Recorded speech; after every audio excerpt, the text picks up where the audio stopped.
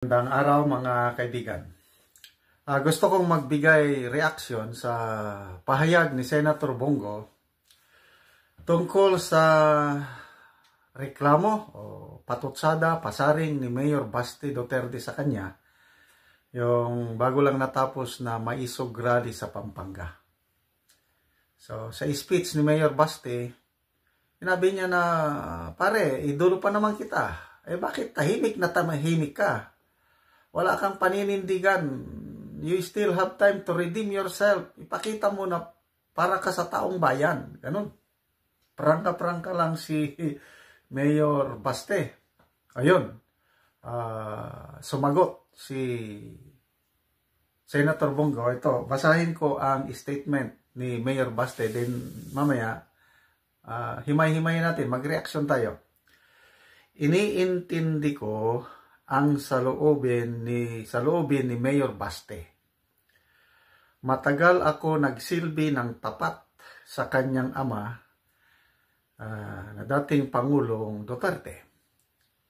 Half of my life was spent with him, and even until now, I continue to help in my personal capacity, however small, dahil commitment ko ito sa kanya. Hindi ko siya pababayaan. As they say, there is always a time for everything. Kaya, pagsiserbisyo ang inuuna ko ngayon. Okay? Ako ay patuloy na nagsiserbisyo dahil ito ang aking mandato at natutunan mismo kay dating Pangulong Duterte. Uunahin ko palagi ang pagsiserbisyo, pagmamalasakit at pagmamahal sa kapwa ng higit sa aking sarili. Tulad na ang laging bilin ni former President Duterte sa akin, uunahin mo ang kapakanan ng inyong kapwang Pilipino, lalo na ang mga mahirap at wala at hindi ka magkakamali. One thing is for sure, mahal na mahal ko ang kapwa ko Pilipino higit pa sa sarili. Kaya patuloy ako magmamalasakit sa aking kapwa. Salamat po. Okay. So, anong masasabi nyo itong response ni Senator Bongo? Ang issue is yung pananahimik. Nakakabinging katahimikan. Example na lang, yung nangyari sa Davao City. May salita na ba siya tungkol sa yung overkill na pag-serve ng warrant of arrest laban kay Pastor Kibuloy? Nagsalita na ang dating Pangulo, nagsalita na si VP, si Senator Padilla, gumawa na ng hakbang, nag-file na ng resolusyon para imbestigahan ang nangyari. Si Bato, may narinig ba kayong ano? So, ito, nakakabinging katahimikan itong si Senator Bongo. So, sabi niya, inuuna niya ang pagsiserbisyo. Na there's nothing wrong sa pagsiserbisyo. Kaya lang, iba yung pagsiserbisyo, iba itong you must be heard, you must make a stand. Ito nga, mayroong nga nag-comment, isang netizen, dito sa statement ni Senator Bongo, sabi niya, aanhin pa ang pagmamalasakit mo, Senator Bongo, kung lugmok na ang mga Pilipino. Nasabi niya na, ang asawa ko, isa sa mga beneficiary sa malasakit center mo. Salamat doon. Kaya lang, kailangan namin ng kamay na bakal.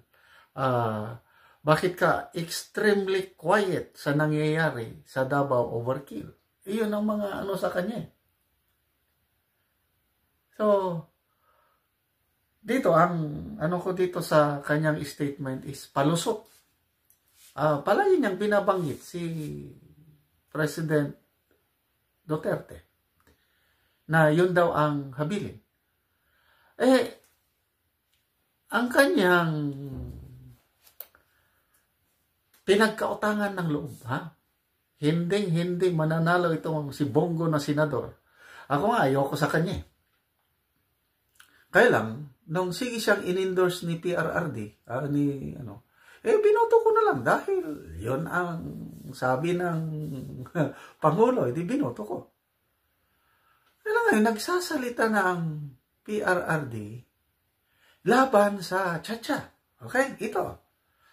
Ang pinaka malaking banta sa kalayaan ng ating bansa ngayon, sa demokrasya, is yung charter change. Kaya nagkakaroon ng maisog rallies sa buong bansa, sa buong mundo, dahil nilalapastangan ng administrasyong ito ang konstitusyon. Ano ang stand ni Senator Bongo sa charter change? Klaro na ba? Mabuti pa itong si Senator Hontiveros, Senator Pimentel, klaro ayaw nila. Mabuti pa si Senator Escudero, klaro ayaw niya. Sino pa?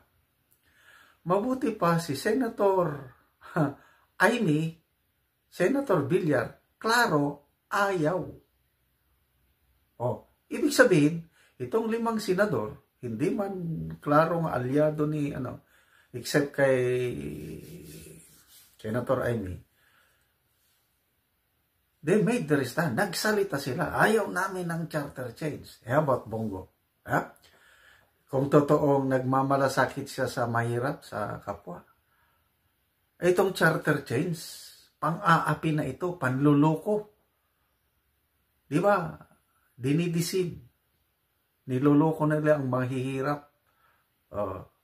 Perma, ayuda. Di ba ang niloloko ang mga mahirap?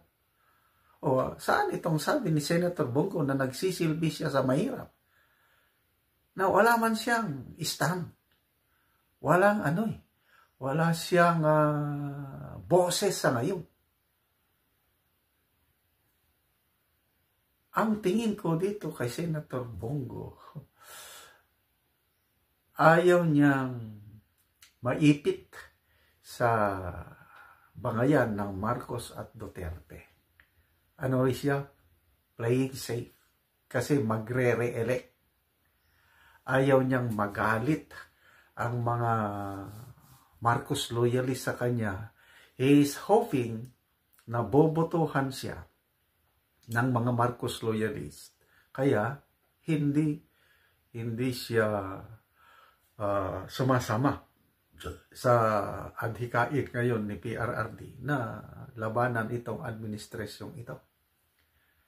Tingnan natin. Then, how about itong mga Duterte loyalist? Bubutuhan pa ba siya? Mga kaibigan, bubutuhan niyo pa ba si Senator Bongo? Ang next na tanong is, aalis na ba siya sa PDP? Palagay ko, yan ang patutunguhan eh. Ito, nalaman ko sa aking inside sources. Si BP Sara at saka si Bongo, they are not in good terms. Kaya ito na nga, siguro malaking influence ni BP Sara sa kanyang kapatid na si Baste.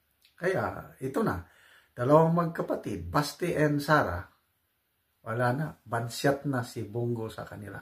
I don't know sa Pangulong Duterte. Alam niyo naman, marunong maglaro si Tatay Digong. So, Ano sa tingin nyo? Aalis na sa PDP si Bongo? Ngayon nga binira siya ni Baste. Tingnan natin. But to me, isang malaking pagkakamali itong pananahimik ni Senator Bongo. Good luck na lang, Senador.